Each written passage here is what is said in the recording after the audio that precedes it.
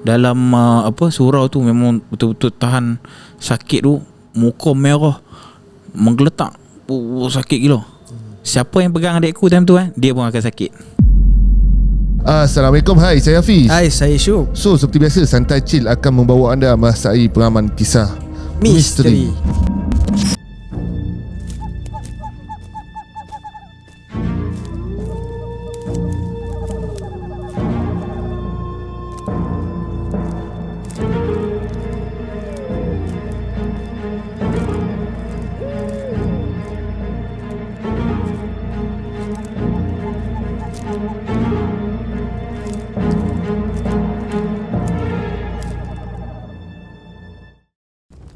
Bismillahirrahmanirrahim.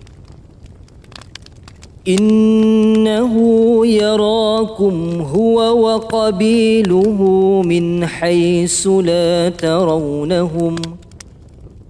Inna ja'alna asy-syayatina awliya'a lilladhina la yu'minun. Sesungguhnya syaitan dan kaumnya melihat kamu dengan keadaan yang kamu tidak dapat melihat mereka. Sesungguhnya kami telah menjadikan syaitan-syaitan itu teman rapat bagi orang-orang yang tidak beriman. Okay guys, antara hari ni kita ada tetamu. Tetamu yang orang kata antara yang orang asyik tanya ada tak tiba-tiba dia mesej kita ada. Dia macam alhamdulillah rezeki. Dia bukan kita nak doakan dia ada cerita atau pengalaman seram lagi. Tapi alhamdulillah benda yang kita boleh share untuk dijadikan pengajaran tu ada lah kan. Jadi tetamu ni sangat istimewa. Dan ni kali kelima rasanya dia ke sini. Dan siapa dia boleh tengok nama kat bawah. Aku rasa semua memang dah tak sabar nak dengar cerita dia. Sebelum tu jangan lupa like, share dan subscribe. Yang mana dah subscribe, thank you so much. Dan pada korang yang belum follow kita orang punya social media, boleh follow kita orang punya TikTok dan juga Instagram. Dan pada korang mungkin juga ada pengalaman yang nak dikongsikan, nak datang ke studio, macam mana, tekan link WhatsApp di bawah dan bagi tahu korang ada cerita seram nak kongsi dengan Santai Chill. Betul. Rasa nak kenalkan diri je. Kena juga Kena dia bukan apa, sebab gap tu jauh. Dah jauh, okey. Dia jauh. Supaya kita nak pun orang pergi kat previous video tu, kita minta dia kenalkan diri semula. Okey, kita minta tetamu kita pada hari ni untuk kenalkan diri. Assalamualaikum. Waalaikumsalam warahmatullahi. Okey, mungkin ada pendengar yang belum tengok part 1 hingga part 4 tau. Sebab baru subscribe ke kan. Jadi kita nak berkenalan lah sikit mungkin. Supaya kita minta dia pergi ke previous video. Okay, baik. So nama aku Irwan lah. Okay, so sebelum ni siapa yang tak tahu cerita, sebab part 5 ni kena tengok part 1 sampai part 4. Sebabnya dia adalah kesinambungan daripada yang sebelum-sebelum ni punya cerita. Jadi dia kalau tak dengar ni memang tak faham lah. Dia mungkin tak faham lah. Sebab dia jadi lebih banyak drama sikit lah. Lebih kurang lah. Okay, baik. Jadi inilah Irwan yang antaranya ramai menantikan cerita daripada beliau. Boleh tekan playlist di bawah part 1 hingga part 4. Dan kali ni part 5 Irwan. Ya. Jadi cerita apa pula ni, tiba-tiba ada cerita baru ni kan? Okay.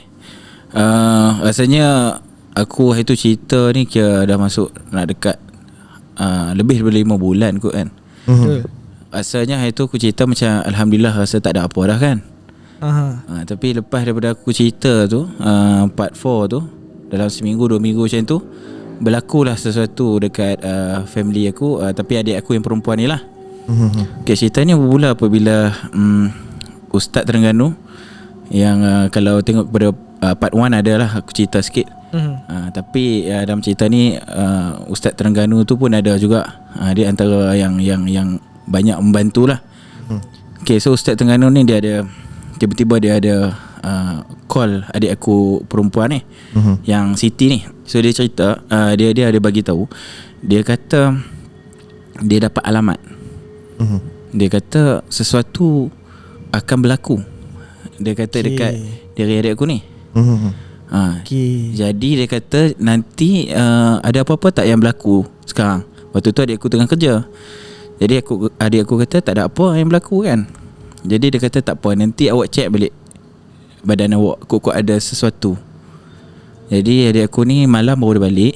Dan dia check memang terjadi sesuatu dekat perut dia, macam menggelupas dia punya kulit.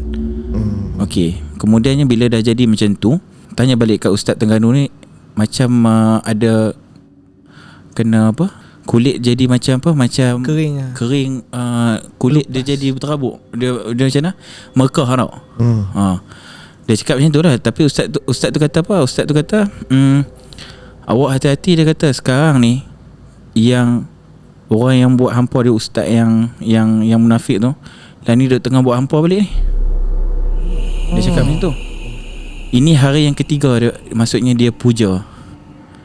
Dia puja hari pertama, hari kedua, hari ketiga. Dia kata kena berubat cepat.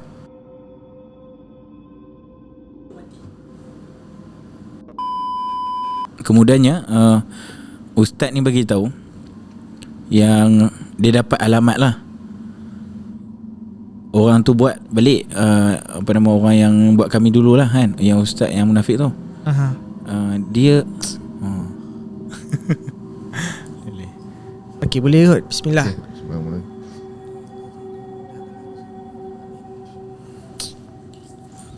Okey, so lepas tu? Okey. Kemudian ustaz Terengganu ni bagi tahulah. Dia kata dia macam mana, dia bagi tahu dia jumpa dengan ustaz munafik tu. Tak tahulah daripada alam mana, tak tahulah. Tapi dia kata dia lebih kurang macam itulah. Dia berjumpa dengan ustaz tu, ustaz munafik tu. Dia tanya, dia kata bukannya hang dah janji hang tak nak buat dah ke? Dia cakap macam tu. Tapi yang ustaz yang munafik tu, dia macam diam je. Dia diam je. Bila dia diam tu, Ustaz Terengganu tu dia adalah kot, dia mungkin baca-baca apa kan, tapi dia macam lawan tau. Jadi dia bagi tahu lah. Dia kata kiranya memang dia ada niat buruk untuk dia nak hantar balik lah. Okay. Tapi aku tanya, kesan daripada adik aku tu, daripada kulit dia tu kan, dia macam apa, menggelupah. Satu badan dia kena, muka dia jadi hodoh buruk. Tiba-tiba muka dia jadi hodoh buruk bro. Sampai waktu maghrib lagi teruk macam orang tua tu. Aku tengok lah. Hari tu dia ada datang dekat Melaka itu. Tapi waktu tu kesan-kesan dia macam hitam-hitam muka dia apa semua. Dan dia ada tunjuk lah gambar aku, kata kulit dia tu jadi macam mana, macam kelimomo tau. Atau kelimomo kan. Aku tengok, ish, ni kulit hang lah. Dia tunjuk kan, memang penuh lah. Dekat baju hitam kan, dia tunjuk kan. Aku tu, ish, teruknya. Lepas aku tanyalah, macam mana start bila hang jadi macam ni kan. Dia kata waktu dia waktu maghrib, dia solat, lepas habis solat apa semua, lepas tu dia pakai tudung kan, betul tudung semua. Tiba-tiba ada orang tua datang dekat belakang. Dia tak tahu orang tua tu datang daripada mana, tapi dia rasa orang tua tu macam orang biasa je. Tegur dia. Dia kata, oh, lawanya muka. Dia cakap macam tu. Jadi adik aku pun beralih kat dia. Adik aku senyum lah, macam tu je lah. Tapi apa yang Ustaz Terengganu tu kata, benda tu bukan manusia. Dia bukan manusia lah. Dia tegur adik aku. Jadi kesan daripada tu, adik aku jadi ni. Aku pun mula ingatkan penyakit ain ke kan. Lepas tu bila okay, yang Terengganu tu dia hanya boleh buat daripada jauh kan. Untuk rawatan fizikal ni, kita pergi kat ustaz yang aku cerita. Siapa yang tak tahu cerita ni, dia kena tengok balik lah, part 1 sampai part 4 ni. Ustaz yang apa, yang bantu kami tu kan. Jadi bila pergi kepada ustaz yang fizikal ni, selalu kami pergi ni, macam banyak juga ustaz kan dalam cerita ni kan. Okay. Ni nak tanya juga ustaz mana satu, sebab dia ada ustaz yang tak nak betul juga engkau jumpa sebelum tu. Ustaz yang aku cerita, yang dia bagi, yang dia keluarkan paku, apa lagi yang aku cerita pasal kami bawa suspek tu, ustaz yang munafik ni ke dia tu, yang aku cerita kan. Dia lah yang aku rasa dia antara yang kuat jugalah kan. Kami pergi kat situ lah berubat. Ubat dia kata memang benda yang tegur dia tu, perempuan tu, adalah daripada Yang itulah, yang buat kami dulu ni, ustaz yang munafik sikit tu kan.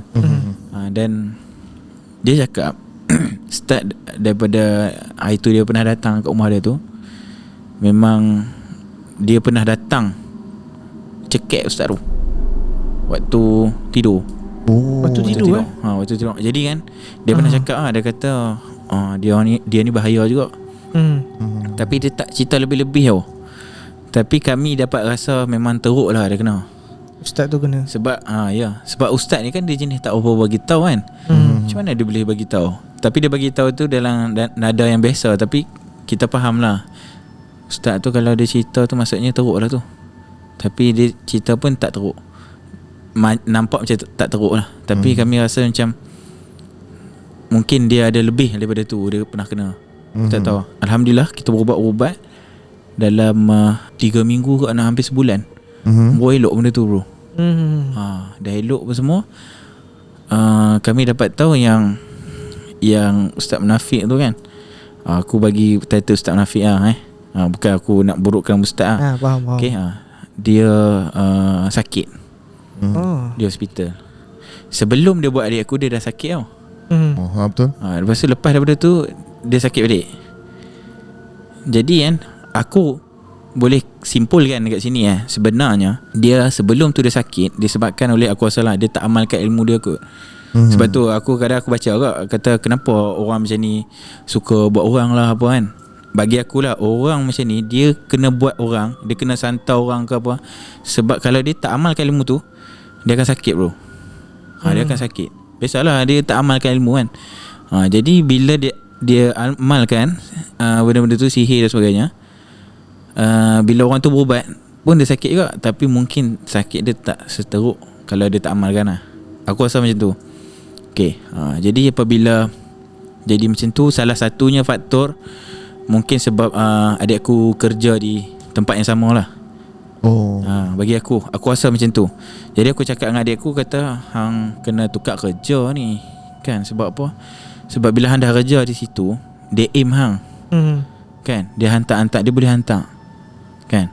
Kat rumah mungkin tak berapa sangat, tapi kat tempat kerja kan. Tapi itulah, adik aku kata dia terhutang budi dengan bos dia. Bos dia pun ada cerita juga. Aku nak cerita juga. Okay. Apakah menyebabkan adik aku begitu dia mengenang budi bos dia? Sebab aku suruh dia kerja dengan aku kan, tapi dia tak mau. Dia kata tak apa, dia nak kerja dengan bos dia kan, sebab bos dia banyak tolong dia. Tak pengetahuan hampa, aku pernah cerita siapa yang tolong family aku kena kan. Sama juga dengan bos dia ni kan. Waktu first dia kena sihir, dia tak bagi tahu siapa pun. Kedai dia dulu ni, dia ada kedai, dia ada kafe dan dia ada kilang bos dia ni. Waktu memula dulu, kami pernah panggil ustaz yang munafik ni lah untuk datang berubat di kedai dia. Tu salah satu sebab musabab lah jadi begitu. Faham. Kemudiannya bila macam tu kan, kononnya kedai dia macam ada something lah kan. Mungkin benda-benda yang memang asal kat situ. Tapi walaupun ustaz yang munafik ni datang, tapi still tak settle juga masalah makhluk halus dekat kedai dia. Kan, okay. Satu hari kan adik aku dah kena sihir. Dia tak bagi tahu tau kat siapa pun. Waktu maghrib dia memang akan duduk di surau kan. Sebab waktu aku cerita dulu, first dulu dia kena kena cucuk dekat kaki kan. Jadi dia akan duduk di surau tu daripada maghrib sampai kisyak. Dan adik aku dia ada jawatan sikit lah, jadi orang tak berapa nak cari sangat. Sampailah 2 bulan bro dia bertahan. Dia tak cerita pun kat orang. Bila lepas isyak tu dah okey, dia normal balik lah. Orang tak tahu penderitaan dia. Sampailah satu hari, bos dia ni, yang ustaz munafik ni, WhatsApp dia tanya kat bos ni, kata, "Salam, Siti ada tak?" Dia cakap macam tu. "Siti masih kerja lagi kat situ?" Dia tanya macam tu soalan. Jadi bos dia kata, ada, kenapa?" "Oh, dia sihat tak?" Dia cakap macam tu. Dia sudah cakap macam tu. Jadi bos dia kata sihat lah. Dia diam. Ustaz ni dia diam. Jadinya itulah antara asbab musabab yang bos dia ni terus cari adik aku. Mana Siti kan. Baru diorang perasan selama maghrib sampai isyak Siti tak ada pun dengan kita. Dia pergi mana? Kan? Jadi barulah bos dia pergi tengok adik aku dekat dalam surau tu memang betul-betul tahan sakit tu, muka merah, menggeletak, sakit gila. Siapa yang pegang adik aku time tu dia pun akan sakit. Memang gila. Aku nak cakap pun ni lah memang teruk lah. Sebab adik aku, siapa yang pernah pegang adik aku, dia pun akan sakit. Sebab tu kadang-kadang bila dia sakit tu kita boleh tengok dia sakit tu.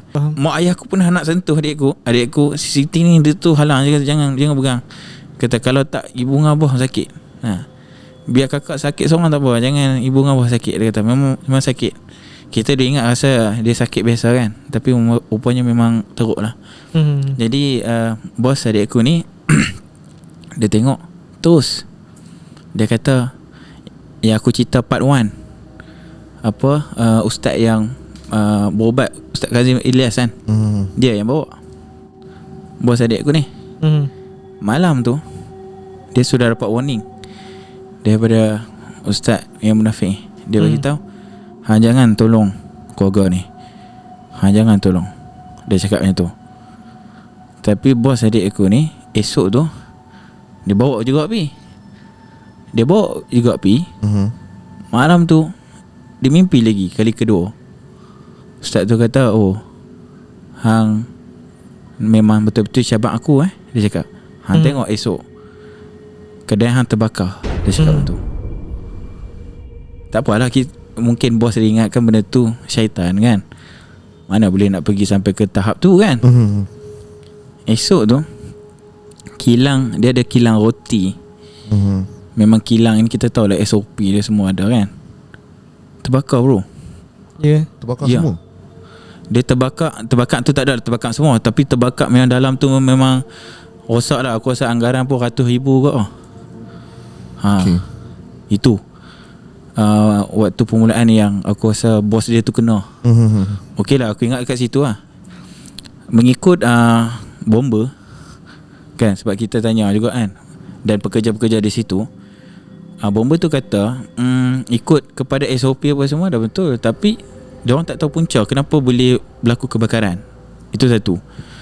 Yang keduanya, pekerja tu, ada 2 orang pekerja kat situ, dia nampak macam mana api tu, dia orang ada belah bakar ke apa kan, tak tahu lah kan. Api tu jarak lah kan, macam dapur, tiba-tiba boleh tinggi dan dia bercantum. Dia jadi satu dan dia marak naik atas. Macam tu. Dia gitu. Kan susah kan, macam tak logik, tapi itulah. Tapi bos tu tak pernah beritahu, kata dia dapat warning tau. Dia simpan untuk diri dia dulu. Okey. Malam tu dia sudah mimpi lagi kali yang ketiga. Ustaz tu datang, dia kata kedai hang terbakar kan, padan muka hang. Dia cakap macam tu. Lepas tu yang bos ni pergi nak ligan dia, nak kejar dah. Dia lari. Ustaz tu tak tahu lah. Tak tahu lagi Dia lari. Okey. Start daripada tu, keluarga dia, bini dia itu adalah masuk hospital disebabkan penyakit misteri, tak tahu. Penyakit apa tak tahu. Disusuli oleh anak dia juga ada macam meracau lah. Ini benda-benda ni kita tak tahulah benda tu bersangkut paut ke tak. Tapi rasanya kemungkinan ada juga. Sebab lepas tu adik aku si Siti ni, dia bagi tahu kat bos dia. Dia kata dia nak berhenti. Dia kata nak berhenti sebab apa? Sebab dia rasa benda ni berlaku dekat bos dia ni sebab daripada dia. Jadi bos dia ni alhamdulillah, dia kata tak apa, dia kata ni bukan salah Siti, dia cakap kan. Tak apalah, dia kata Siti pergi berubat lah kan, berubat apa semua. Abang takkan pecat Siti ke apa kan, cari orang lain ke. Siti dah berubat elok, esok masuk balik kerja. So gaji still ada lah, dia bagi. Tapi waktu tu bos dia tak boleh nak tolong sangat lah. Dia tak boleh nak tolong sebab dia tahu kesan pada keluarga dia juga kan. Start dulu itulah adik aku dia sangat, orang kata, mengenang budi lah. Aku faham. Memang teruk sebabnya hari tu terbakar tu pun nasib baik dia ada insurans, memang 100,000 lah. Memang 100,000. Tapi anggaran tu tak tahulah berapa kan. Memang teruk lah. Aku itu ada cerita dekat ada seorang ni, dia orang tak percaya. Dia kata biar betul kan, takkanlah terbakar kan. Tapi Allah alam benda ni betul ke tak. Tapi aku rasa memang ada efek juga. Memang daripada sihir ni juga. Dan okey lah, start daripada tu adik aku still juga nak bekerja di tempat tu. Aku pun faham. Cumanya ada lagi satu masalah yang aku pernah cerita. Kalau part 3 atau part 4 ada anak melakan si pakcik tu. Ingat tak pakcik yang muka Herod tu? Dia kan ada kat situ. Kan dia betul, ada di situ. Dia ni bagi aku lah, bagi family aku pun nampak seolah-olah kan pakcik ni menggunakan dia untuk hantar benda-benda tu kat kami. Sebab apa? Bila adik aku balik daripada tempat kerja dia, kadang-kadang benda tu ada ikut tau. Macam itu aku cerita part 3 ke part 4 kan, dia benda tu banyak macam ponti kan. Dia macam benda tu ponti tau. Dia punya binatang belaan dia aku rasa ponti kot, macam tu. Itu selalu waktu malam family aku, ayah aku mesti takkan tidur sampai dia sampai rumah. Tapi entah macam mana malam tu semua tertidur pula kan. Tapi ayah aku dia kerja malam. Sebenarnya adik aku yang lelaki mesti ada jaga mak aku ke. Ni malam tu tak ada. Adik aku balik yang CCT ni, dia balik pukul 12.30 macam tu, baru orang kata tak ada lah terlalu larut sangat malam kan. Dia masuk rumah, tiba-tiba ada benda mengkekeh, geluk. Kan? Macam bunti lah. Lepas tu dia kata nak sudah, siapa pula dah. Dia tengok dekat dapur tu, benda tu memang depan muka dia, depan dia. Depan dia di dapur lah. Dia dekat kawasan tengah. Adik aku yang CCT ni, dia macam mungkin memberanikan diri lah kot. Dia nak berdialog dengan benda tu. Dia kata, buat apa masuk rumah aku? Habis keluar. Benda tu dia lagi mengkekek lah, mengkekek apa semua. Tiba-tiba benda tu dia berjalan laju. Dia nak pergi ke adik aku. Dia macam nak tekan adik aku. Adik aku tengok adik aku lari lah. Lari masuk kat bilik mak aku. Masuk bilik mak aku, kunci semua. Benda tu dia tak boleh masuk kan. Esok tu segala lampu apa semua terbuka daripada depan sampai ke belakang. Jadi mak aku waktu nak sembahyang subuh, dia kata siapa pula buka ni? Lampu kipas semua buka ni. Siapa yang nak buat habis elektrik ni kan?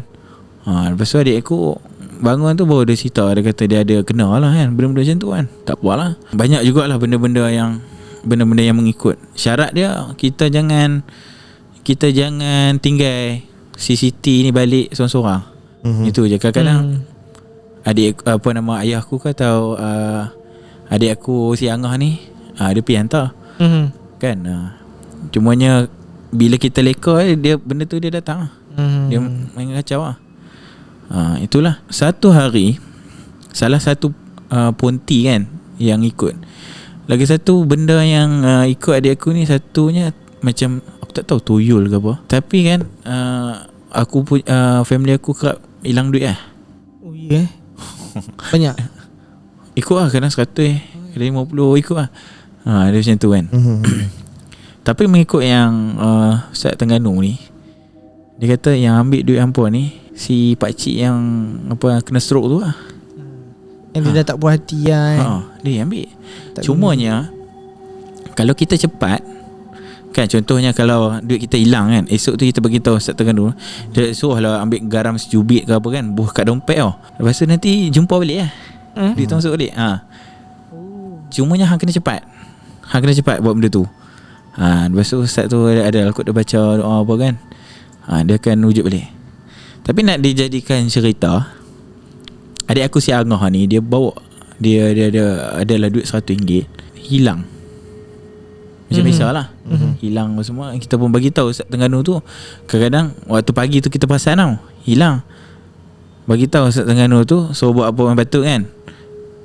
Tak dapat dah bro duit tu. Duit tu maksudnya dia syarat dia, duit tu kalau dia ambil dah dia gunakan Kita dah tak boleh dapat lah duit tu.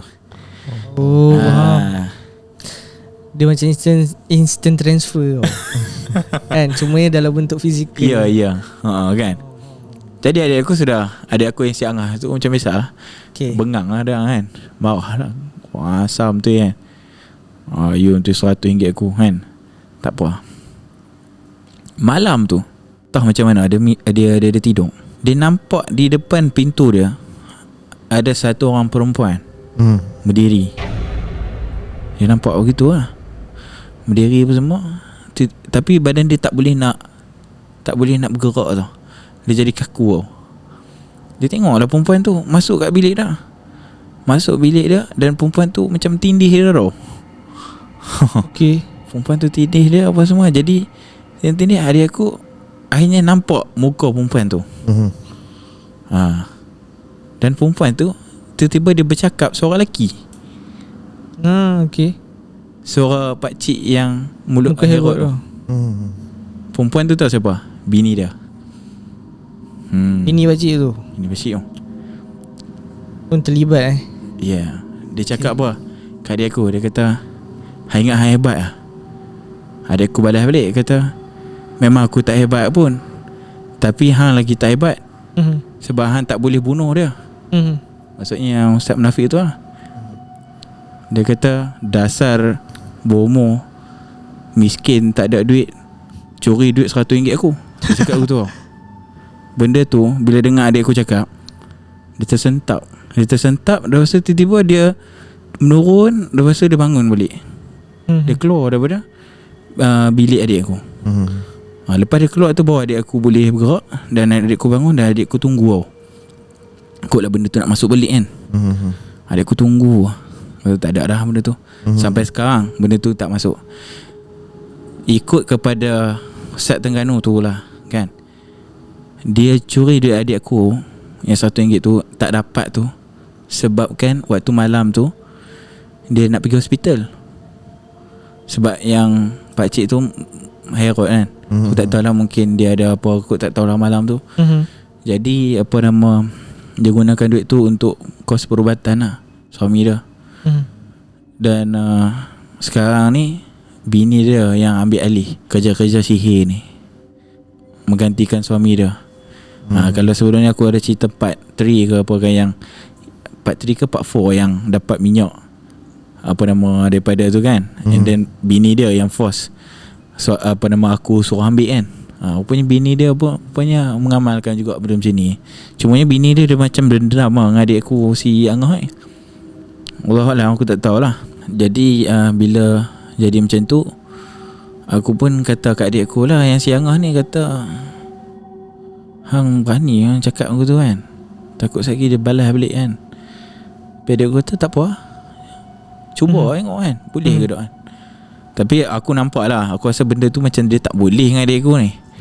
Dia tak boleh dengan adik aku ni. Jadi dia buat macam tu lah, dia curi duit adik aku macam tu. Satu hari tak tahu lah, adik aku ni mungkin semangat dia kuat lah. Itu satu lah.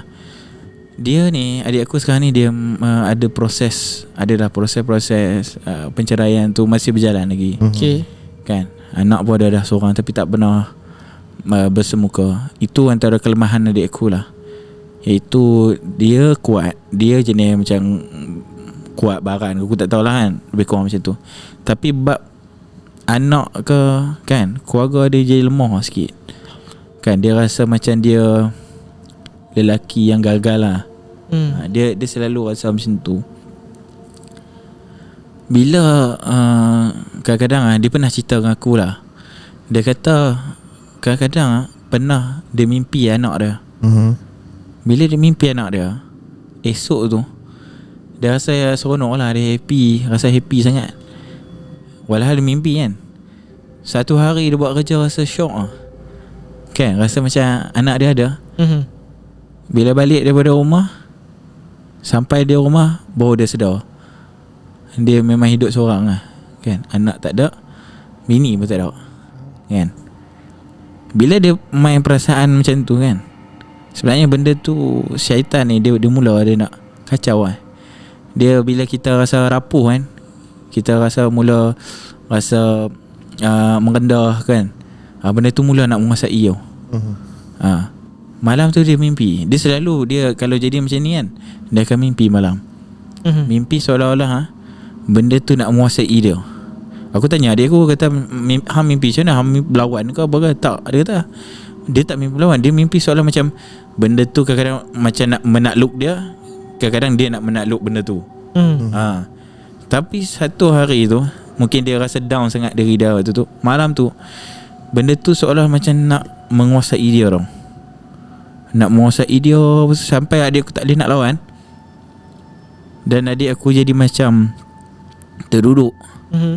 Tiba-tiba adik aku boleh bercakap, kata, ya Allah, kata, segala apa yang terjadi kat diri aku ni aku redha. Adik aku cakap macam tu. Dan benda tu jadi lemah dan adik aku boleh menguasai balik benda tu. Adik aku cerita kat situ dan aku sini katalah dengan adik aku, kata hang kena redha betul.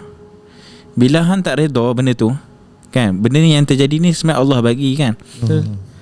Benda tu senang untuk merasuki diri kita.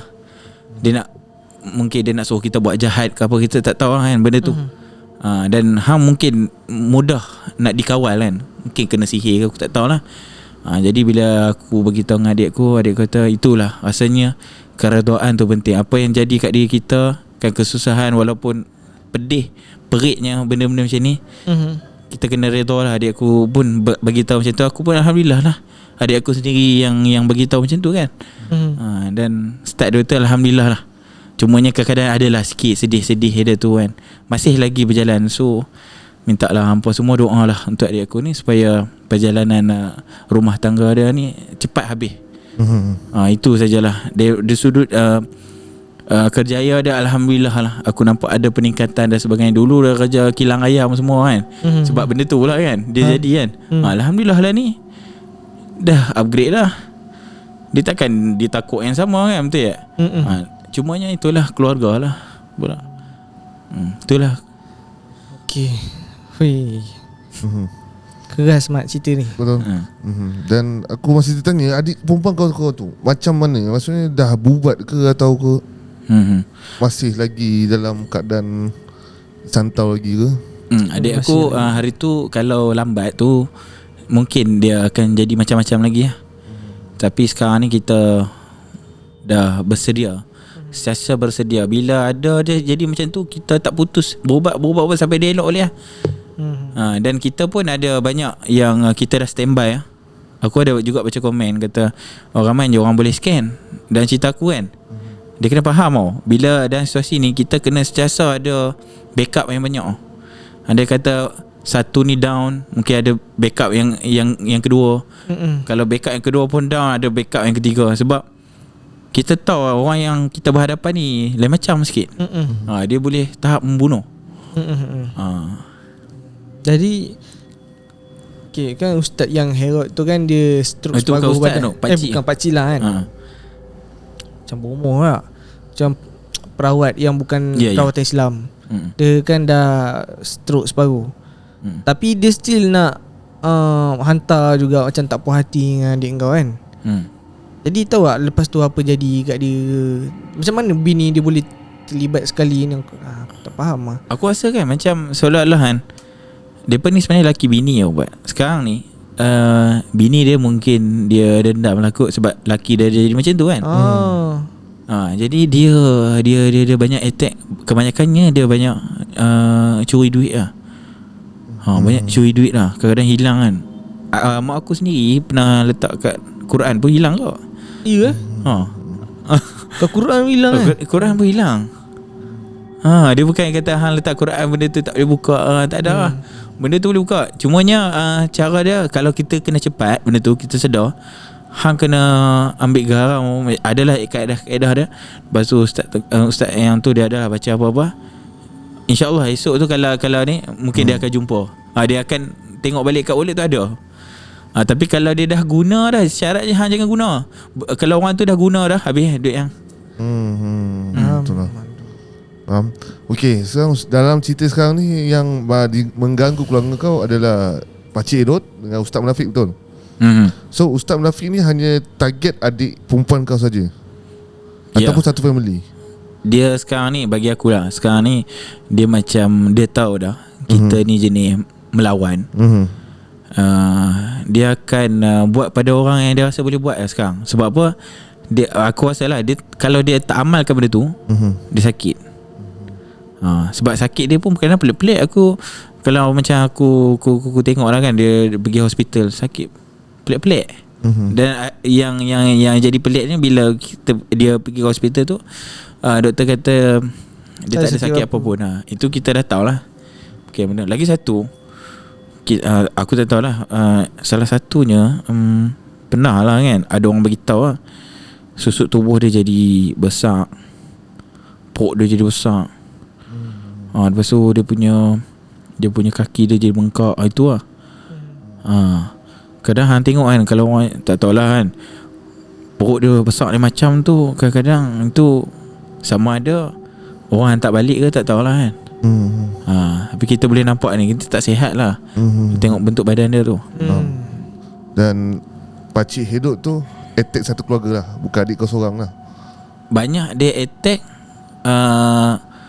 Angah ni. Sebab tu dia boleh datang, dia boleh kata macam tu tau. Dia tak puas hati dulu yang dia tak nak datang rumah dengan peneras 250 tu kan. Ya. Sebab dia tahu dia dah tak boleh lawan dengan yang Ustaz Munafik. Lah kali dia yang kena. Dia yang kena. Muka dia herot. Sampai hari ni herot. Dan itulah dia kena pergi ke hospital apa semua kan. Jadi diorang mungkin tak ada duit kan. Dia ambil duit lah daripada family kau. Kan hari tu dia pernah kata dia nak minta cas duit 1,000 lebih kan. Tapi kita orang tak bagi lah. Tapi dia banyak attack adik aku, si Angah ni. Ada juga bapak aku pun pernah hilang duit kan. Tapi kebanyakannya Angah dengan adik aku yang Siti ni. Itu lah. Okay. So masih belum ada kesudahan lagi lah. Jadi kita cuma boleh doakan keluarga Irwan, terutamanya adik-adiknya, yang Angah, adik perempuannya, sentiasa ataupun yang mana terlibat sama lah kan. Bosnya sekali, supaya kembali pulih. Dia itulah dugaan-dugaan orang yang cuba membantu. Kita kadang-kadang, yelah, mungkin tu salah satu sebab kenapa orang takut nak tolong. Dan tak semua orang mampu tau. Contohnya kadang-kadang, yalah, orang levelkan ada ustaz ni power, tak power. Dia bukan tak power kan. Cuma mungkin dia punya spesialis tu bukan dekat arah tu. Jadi dia bersyukur jugalah ustaz yang Terengganu ni tetap nak bantu dengan bos dia tu. Aku agak terharu lah. Patutlah adik kau tak nak cari kerja kat tempat lain kan. Jadi bos dia, family dia tu tak tahulah, wallahualam lah dia dapatkan rawatan dengan ustaz mana. Allahualam lah. Tapi saya dah okey lah. Bila dia tak bantu, okey lah. Macam tu. Bila tak bantu okey. Bila bantu okay. Dia pun dah tak cerita banyak lah. Bos pun tak cerita banyak lah. Masa tak ada apa lah kot. Sebab dia tengok kadang dia bercuti sana, bercuti kira okey dah tu kan. Tapi memang hari tu teruk lah. Teruk. Siapa yang tolong kita orang kena. Aku rasa kalau hari tu pun, Kalau hampa pun terlibat pun, aku rasa takut hampa pun kena. Macam tu. Macam mana habis? Kalau kita terlibat, aku pun tak tahu nak cakap apa lah kan. Kita yang mendengar je. Kalau kita terlibat, penonton pun terlibat. Ni macam mana ni? Korang duduk komen-komen kan. Tak ada. Kita semua tak izin jugalah. Ya, betul. Tak izin. Dan kalau dia nak buat kita pun, kalau anda kata betul pun, kita pun tak tahu apa macam mana nak buat lagi. Agak terbalas je lah. Itu je lah. Kita doakan lah sama-sama lah. InsyaAllah tak ada apa lah. Kita jadikan platform Santai Chill ni supaya ramai lah yang mendoakan kan. Selain daripada kita doakan sama-sama umat Palestin, kita punya keluarga di Palestin sana tu sejahtera. Sama juga yang sedang berjuang sekarang ni melawan antaranya sihir lah. Kan sihir. Alang-alang tu yang kuat main sihir ni, kau hantar dekat orang Israel. Kan santau orang diorang. Betul? Cuba tengok. Cuba. Boleh ke tidak? ke tak boleh sampai. Ya. Janganlah santau orang sini orang Islam kan, orang nak bekerja apa semua kau santau orang Israel sana. Ada juga kata ada hasil. Walaupun cara tu tak betul. Janganlah. Baik, sama-sama lah macam kami juga, Irwan juga kan. Sebelum ni isteri Irwan juga pernah ada gangguan, kita doakan semua sekali. Dan mungkin juga pada para pendengar yang turut sama ada masalah, lebih kurang sama kan. Jadi nanti mesti ada minta lagi tu nombor perawat Ustaz Terengganu. Kan? Macam mana tu? Boleh lah kongsi InsyaAllah. InsyaAllah. Kalau apa ni, dan mungkin pada korang juga ada nombor-nombor atau ustaz-ustaz yang boleh direkomendasikan, bolehlah share dekat bawah ni.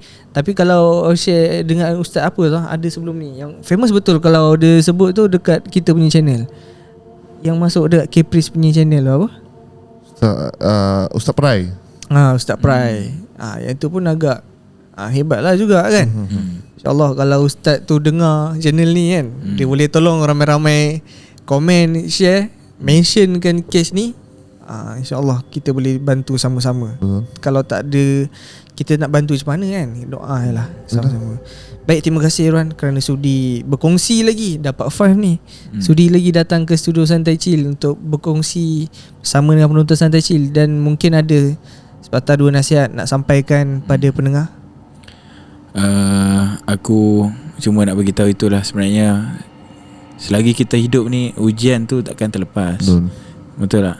Takkan orang kata ending macam tu je tak. Sampailah kita mati ni pun, kadang-kadang sampai ajal kita pun ada ujian lagi. Ada ujian lagi. Kita tak tahu. Dan sebenarnya kita hidup ni pun sebenarnya memang atas ujian. Nanti esok kita mati pun, perjalanan kita pun masih jauh. Betul. Kadang-kadang kita kena fikir beyond, bukan hanya di dunia ni saja. Dia lepas-lepas tu pun ada lagi kehidupan. Jadi kita kena, orang kata, bersiap sedia, ingat Allah, dan kita buat yang terbaik, bukan untuk diri kita saja, untuk orang sekeliling kita lah. InsyaAllah. Itu je lah aku rasa. Betul. Kira itu nasihat yang diberi kalau Iwan lah bagi aku.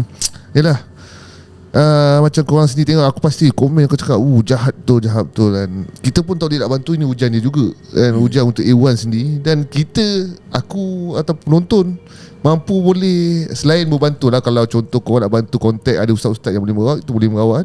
Ataupun korang doa lah agar si penyihir ni berubah. Itu mungkin bagi aku cara yang terbaik lah kot kan. Kadang-kadang kita pun tak tahu si penyihir ni penghujung ni macam mana. Silap-silap ahli syurga kita pun tak tahu kan. Jadinya kita pun nak berhukum pun tak boleh. Ini hujan dia. Kita doa sama-sama, semoga semua selesai dengan cara baik. Yang mendengar ni pun sebenarnya sambil dengar ni pun ujian ni, ujian dengar kan. Dengar ni, kita minta doa sama-sama. Dia dalam hati je, nak doa ke tak nak? Ujian tu kan. Sebagai umat Islam kan, dia ada ragu-ragu, tak senang bismillahirrahmanirrahim. Tolong sembuhkan keluarga Irwan, amin. Dah selesai. Tu je kan. Baik, apa-apa pun kami turut berterima kasih pada para penonton yang mana telah mendoakan, yang mana telah mendengar dari awal sampai habis. Jadi mungkin kalau ada sebarang komen yang bernas ataupun sebagai tempat ruang perkongsian di ruang komen ni, boleh sama-sama kita share sebagai tujuan pengajaran ataupun berkongsi di sebagai platform ilmu. Terima kasih lagi sekali, dan terima kasih sekali lagi pada korang. Jangan lupa like, share dan subscribe. Yang mana dah subscribe, thank you so much. Jumpa di next video. Assalamualaikum. Bye-bye. Bye-bye.